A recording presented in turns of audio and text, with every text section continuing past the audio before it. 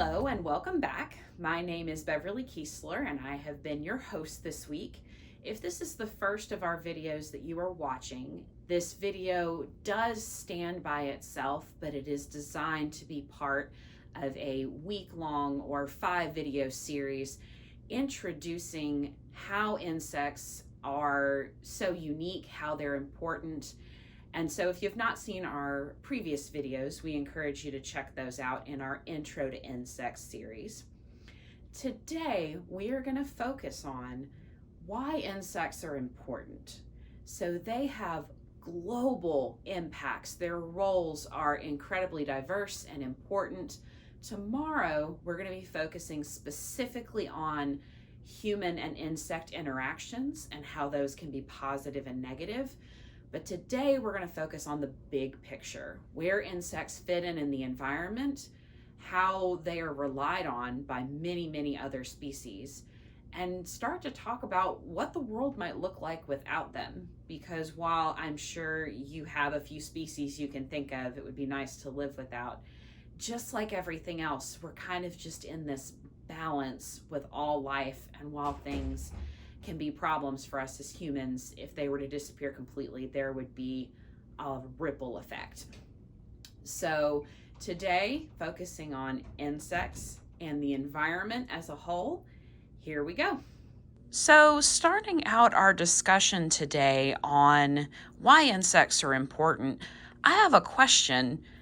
How many insects are there? So of all the species on the planet, we know that over half are insects, but that doesn't really tell us how many individual insects there are. So we're going to start with how many humans are there? And this is trivia you might know. So how many is it? So if you knew this, good for you. There are, at the moment we're recording this in 2020, approaching 8 billion people on the planet, and we know that that is a lot. But compared to insects, humans don't make up much. So do you have a guess on how many insects are in the world? Let's see. So here we have the estimated number of insects on the planet. If you don't know that number, and you probably don't because you don't usually have a reason to know what large numbers like that are called, that is 10 quintillion. So insects are way bigger in number than humans, of course. We figured that there were a lot of them, but they're really tiny, right? So humans are still bigger, right? And the term we use to describe how much space animals as a whole take up, or living organisms, we call it biomass. So that is comparing how much things weigh. So what do you think weighs more? 7.8 billion humans or 10 quintillion insects? Well, it's definitely the insects. So not only are there more insects, in terms of biomass or how much they weigh, by weight, there are more insects on the planets than humans too. And so we're going to look at a couple more fun facts before we really dive into how important insects are, just to kind of give you a taste of why this is important. So here is a fun fact to consider. How many ants do you think there are on the planet? Well, what's important to know is there's a lot, and there's an estimated 1.6 million ants for every human on the planet. So if the ants organized and decided that they wanted to take over the planet from humans, they'd have a pretty good chance at it because they would outnumber us so significantly. Now, luckily, ants have other business on their mind, and we more or less are in control. But this is something to keep in mind when you are talking about how big and important we as humans are. We are vastly outnumbered by even one group of insects. So here is a fun piece of trivia. Who do you think eats more, whales or spiders? Now, obviously, if we're talking about one whale and one spider, even the smallest species of whale in the world is going to eat way more than even the largest spider will.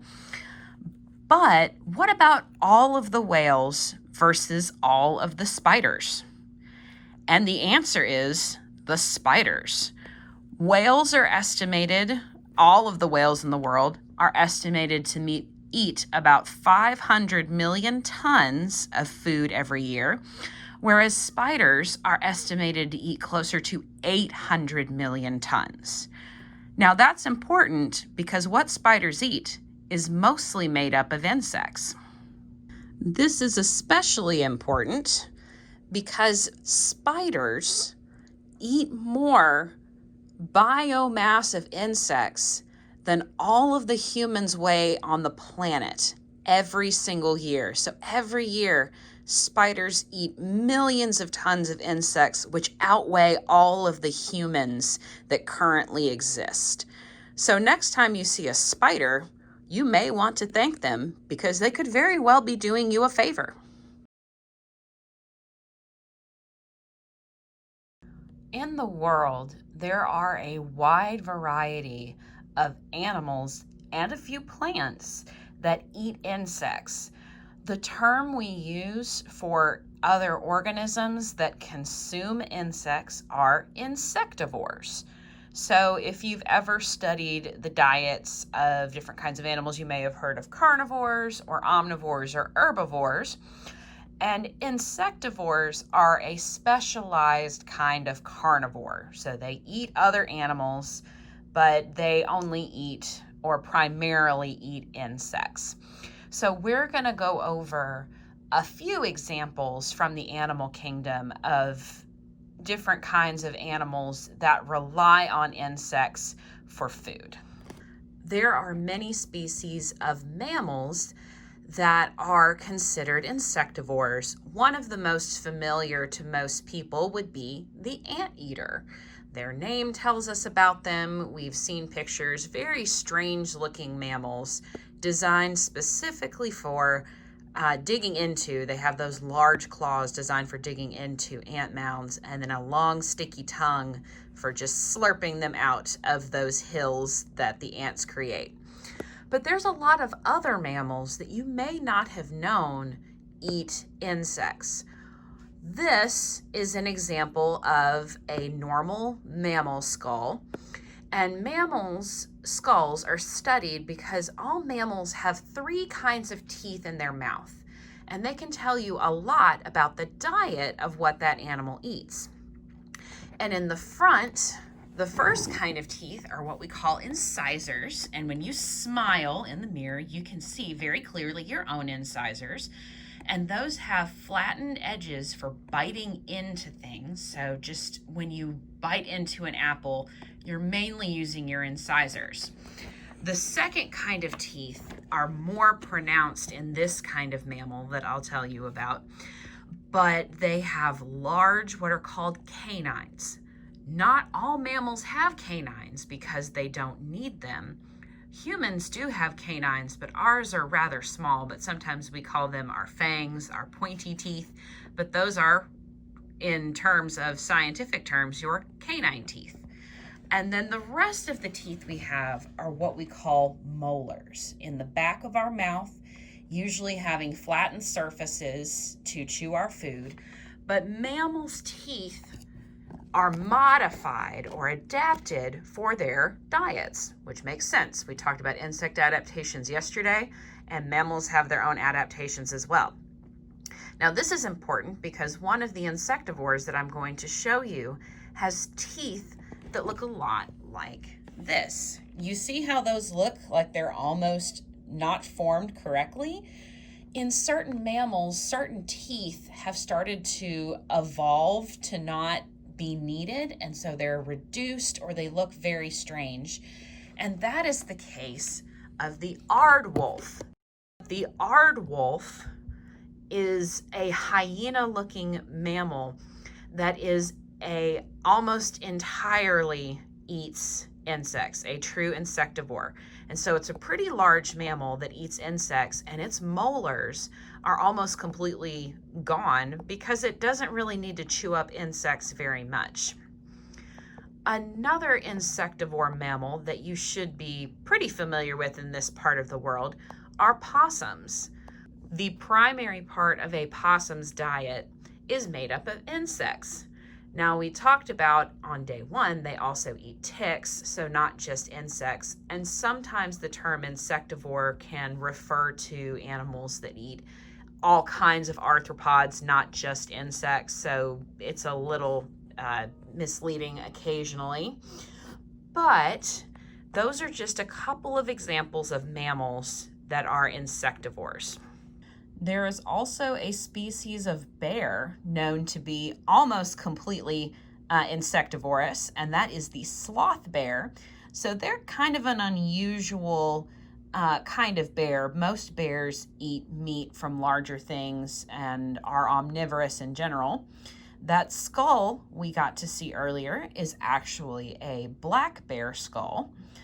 But most bears eat lots of different things. Sloth bears prefer and go looking for insects more than other kinds of bears. So that just makes them a little unusual for their group, kind of like the aardwolf. But that is an example of a large animal that prefers insects. The most important group of insectivores, probably across the world in the mammal kingdom, are bats. Now, there are several different kinds of bats, two major groups. We call them the megabats and the microbats. The megabats are also called flying foxes. They mostly live in Central and South America or places closer to the equator. And they are much larger than bats we are used to seeing in the United States. Their diet primarily consists of fruit. But the microbats, there are some pollinating species. There are a couple of true, what we call vampire bats.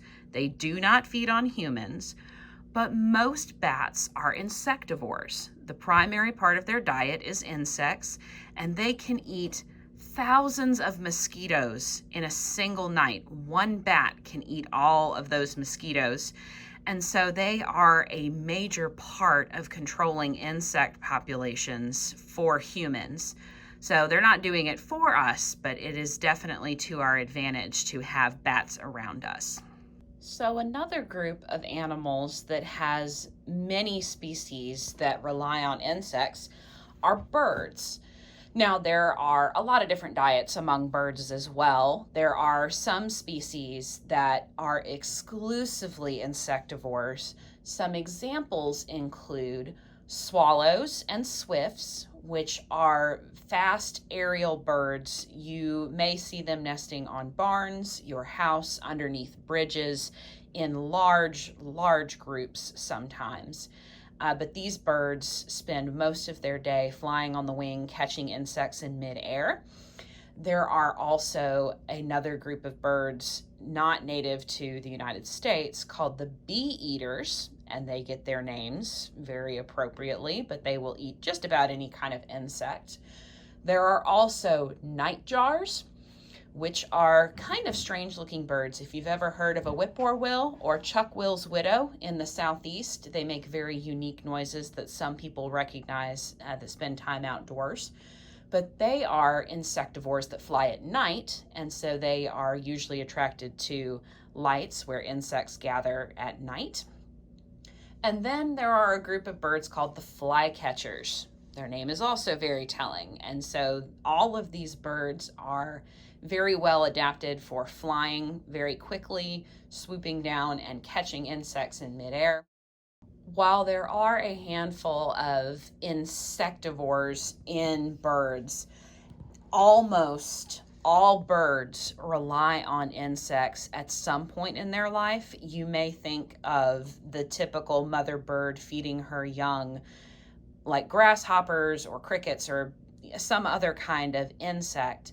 And that is because that protein that is found in insects, even if that bird is not going to grow up to eat insects, is incredibly important for development. So almost all songbirds and many other kinds of birds rely on insects, at least while they are developing, if not for their entire lives.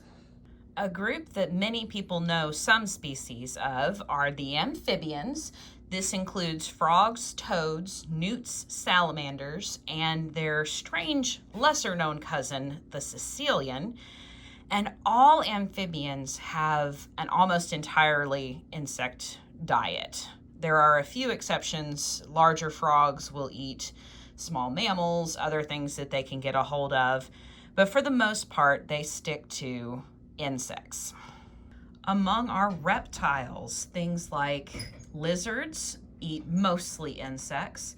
We also have species of snakes that, while they are young or full grown, depending on the size of the snake, there are some very small snakes that rely on insects for their diet their entire lives. But snakes will eat insects. Turtles love supplementing their diet with insects. Most turtles are considered omnivores, and so they'll eat vegetation as well, but definitely enjoy munching on some bugs. The only reptile group that would not feed on insects at all would be the crocodilian group, our alligators and crocodiles. So, another group of animals that feed a lot on insects are fish. Now, that may seem a little strange because most insects you think about live on land, whereas all fish live in water for most of their life, if not all of their life. And so there's a lot of overlap where you may or may not know, a lot of insects develop in the water. Things like mosquitoes, things like dragonflies, all sorts of insects develop in water. So there are many species of fish that will feed on larval insects. One notable group are called the mosquito fish. And while they do eat other things, they are known for eating mosquito larvae. So they can be very handy to have around in our environment. And here's an example of a really cool hunting strategy by a fish, which may sound kind of strange, but they do hunt because they are carnivores. They eat other living things. And so the archer fish, not a native species to the United States, will use streams of water shot from its mouth into the air to knock insects out of the air into the water, where they then eat them. And there are really cool videos of them, and they learn how to hunt. So they work in groups when they're young to develop their skills. And then once they get really good, they will start hunting on their own. So there are many species of fish, mostly freshwater fish. Pretty much insects do not exist in saltwater environments, so this is not true of ocean environments, but lakes, streams, anywhere with freshwater fish will have fish hunting insects. And then, of course, we have the predatory arthropods. Many arthropods feed on insects, and insects will feed on themselves. There are a few groups known for cannibalism. They will eat each other if they are hungry and they can find anything near them, including their own species. A good example of this will be the praying mantis. But among arthropods as a whole, scorpions, spiders, we already talked about how many insects they eat. They rely on insects as a source of food. For many species of animals, they don't rely on insects their entire lives, but many species will supplement their diet during parts of the year or during certain parts of their life where they need extra protein or minerals that can be found readily in insects. Examples include foxes and coyotes are known to eat insects occasionally. Herbivores like deer have been known to eat insects occasionally as well. And so even though a species may not eat insects all the time, many species on the planet rely on insects for vital nutrients for at least part of their life. So the last group of insect-eating organisms that I want to mention are humans. Now, in our part of the world, this is not a common practice, but about 80% of the world has insects as part of their diet, and that is very beneficial for multiple reasons. One, insects are usually easy to find, they're very cheap, and they're just about everywhere, like we've talked about. Kinds of insects that are eaten across cultures, and this is not an inclusive list, include crickets, beetle larvae and caterpillars, cicadas, grasshoppers, and ants. Now, you may wonder, if you are not in a culture that usually eats insects, that may seem really gross to you. But insects have a lot of health benefits. They are a really good source of protein. They are healthy in a lot of ways. And in terms of feeding a growing population when we're running out of space to grow large livestock, considering insects as a source of protein compared to other kinds of livestock takes up a lot less space, a lot less energy, and a lot less time. So there's some very practical reasons that insects are consumed by humans. There are a couple of concerns, one of which is there has been shown to be a link between shellfish allergies and allergies with consuming insects. So if someone has a shellfish allergy, they more than likely would not be able to eat insects. But more than likely, it's just the idea doesn't sound very appetizing to us. There are lots of forms insects can take. In many cultures, they're eaten whole, but they can even be turned into chips and flour. There is a product being made with crickets called cricket flour, and that is a really good source of protein and can replace regular cooking flour in a lot of baking recipes. So even though many humans do not eat insects, that is an option, and you may be interested in trying that someday. A really well-known role that some insects play in our environment are our pollinators. And of course, our most famous ones are our butterflies and things like honeybees. However, there are a lot of insects that pollinate plants that aren't quite so famous, including some species of beetles, as well as the males, and this may be very surprising to you, male horseflies and mosquitoes feed on nectar. Now, they may not significantly pollinate our plants, they may not be the most important species, but that is what they feed on. Only the females feed on blood. So there are a lot of different kinds of pollinators, but I want you to see a clip of where you can find pollinators in the state and some really cool species in that. So check this out. Hello everybody, this is Brady Dunaway addressing you from the Mississippi River Delta, just outside of Greenville, my apologies. And so I'm standing on a roadside that may not look like there's too much going on. It may look like a weedy roadside. You'll hear some traffic noise. But I just want to share with you about some of the interactions that you will see between insects and plants on this roadside, especially getting into the fall. This is a very important time of year for various bees, for especially species like the monarch butterfly. This is a very important time of the year because many of these insects are at maturity. They are reproducing. They need pollen and nectar to feed their offspring. Just as I walked down into this ditch, I saw a monarch butterfly that was visiting these flowers right here. This is called milkweed. This is a plant many people are very familiar with. This is called aquatic milkweed. And it is all in this ditch. It's growing like crazy. It has beautiful little white flowers. And so the monarch lays its eggs on milkweed as the monarch travels south to migrate to Mexico in the winter, where it spends its winter in the mountains in Mexico. It visits plants like monarch, to lay its eggs on. It lays its eggs in the spring on its return journey as well. And it uses the nectar of the milkweed. Not only that, but we also see this beautiful stand of goldenrod right here. This is giant goldenrod, and it is bright and showy, and you'll see many pollinating insects. You'll see honeybees right there, for instance, that are visiting these plants.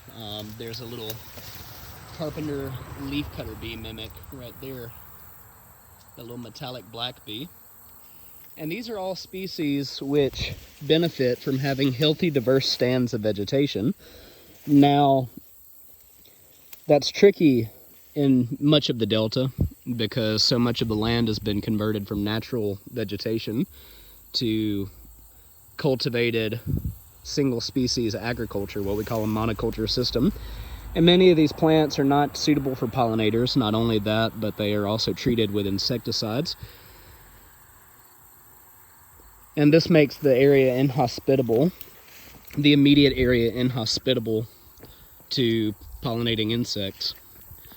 So it's very important that in these areas, especially in agricultural regions, where so many insects can be beneficial to the farmers who grow these crops, that we preserve strips of native vegetation for pollinating insects to find refuge in. Because if they have these refuges of diverse native vegetation that they can visit, that they can use as their home base, here's rose mallow, as their home base where they can reside permanently, we can actually encourage them to visit the agricultural fields, and the farmers actually get monetary benefits in the pollination services offered by these crops, offered by these insects on their crops. The sleepy rose mallow, the rose mallow I just showed you is very similar. It's related to cotton. The hibiscus bee pollinates both rose mallow and it pollinates cotton. Honeybees are of tremendous importance in the Delta. There are many honeybees on this giant goldenrod here, which is great because not all the plants that are grown in the agricultural systems are in bloom all the time. Especially soybeans, they only bloom for a certain period of the year. Earlier in the season, the soybeans are already producing fruit right now. They're already producing beans. So many of the bees and the insects that pollinate the soybeans, that pollinate the cotton, that pollinate these other species of agriculturally important plants, whenever those crops come out of bloom, the pollinators need something to shift to. And if they don't have it, well, then the habitat's not suitable for them. They either starve out or they move elsewhere because, you know, it's just as I'm walking along, here's a garden spider that's caught a grasshopper to eat. But these insects move on and we lose their valuable pollination services. In some parts of the world, it's said that so many of the native bees have been removed from the ecosystems, both the native ecosystems and the cultivated agricultural systems, that crops like apples and oranges have to be pollinated by workers, by human workers, by hand, so that they'll produce a fruit crop, because without the bees to do that, then they simply don't produce a crop. The flowers don't pollinate, no cross-pollination occurs, and we don't get the benefit of the crop. So it's very important that we preserve these natural spaces, be them either vast prairies or be them little stretches of roadside like this, or roadside edges, or the margins of crop fields. Some farmers are even intentionally planting and conserving strips of wildflowers and native vegetation in between the rows of their crops so that they can get bees to move out into the pastures, into the crop fields, I mean. And so it's very important that we preserve this habitat, not just from an aesthetics standpoint, because this is beautiful. but also from a utilitarian, a selfish standpoint, if you will, because without the insects that rely on the diverse vegetation, the blooms that are occurring in these stretches for so many months out of the year, the single species crop fields will have very few insects that are there to pollinate them whenever the need arises.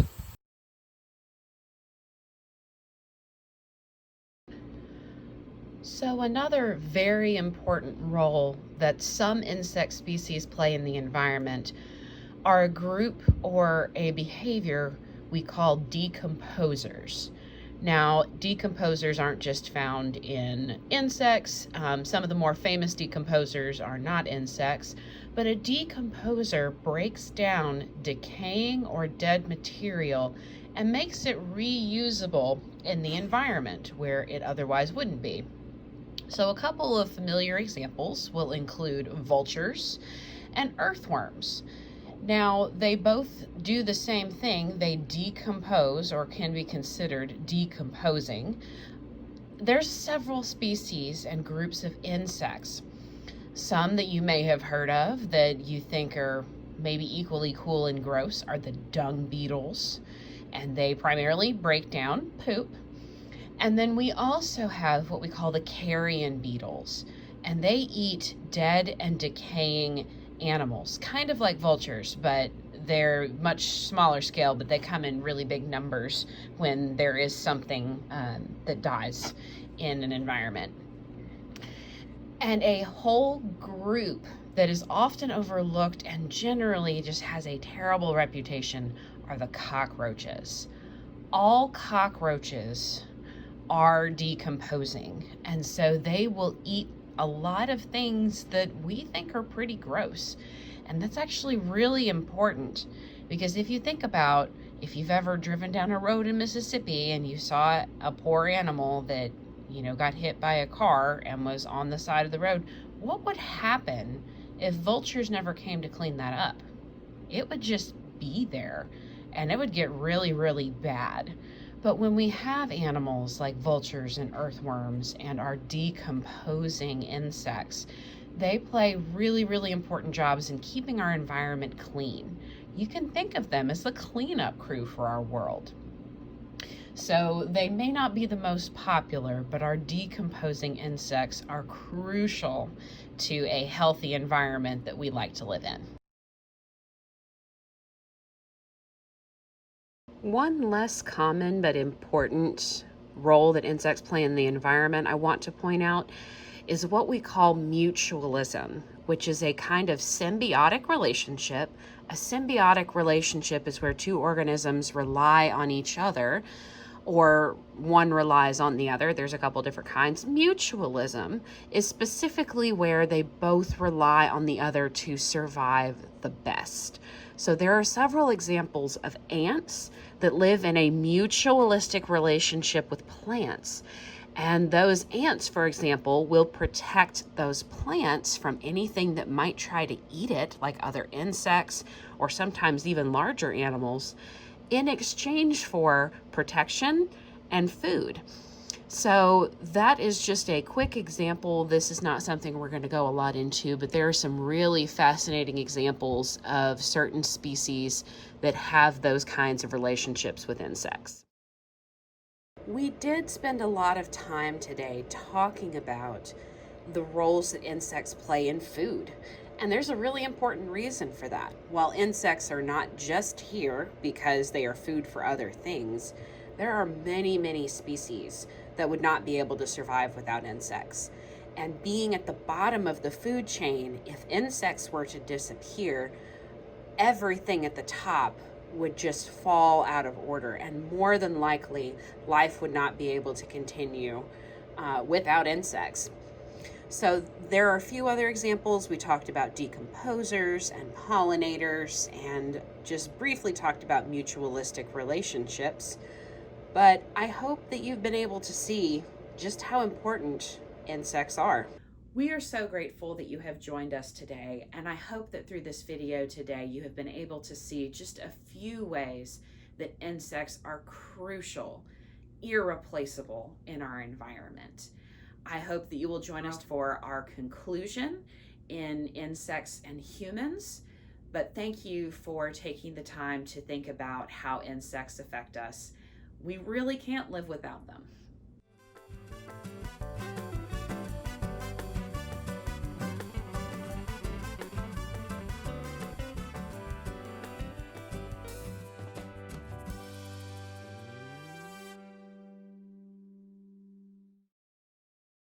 Thank you so much for joining us today.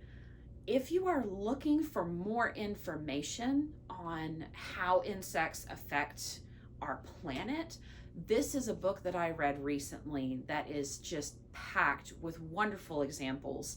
And as someone who is not a professional entomologist, also an easy to read book on how insects affect our lives. This is called Buzz Bites Sting: Why We Need Insects. And so this is a great place to start. I do recommend this book for adults. There are some adult topics in here. But if you are looking to learn more about roles insects play, this will cover a lot of what we talked about today in more depth and with some amazing examples of insects around the world that affect our daily lives. So this is a great resource, but as always, we are here to answer your questions as best we can as well.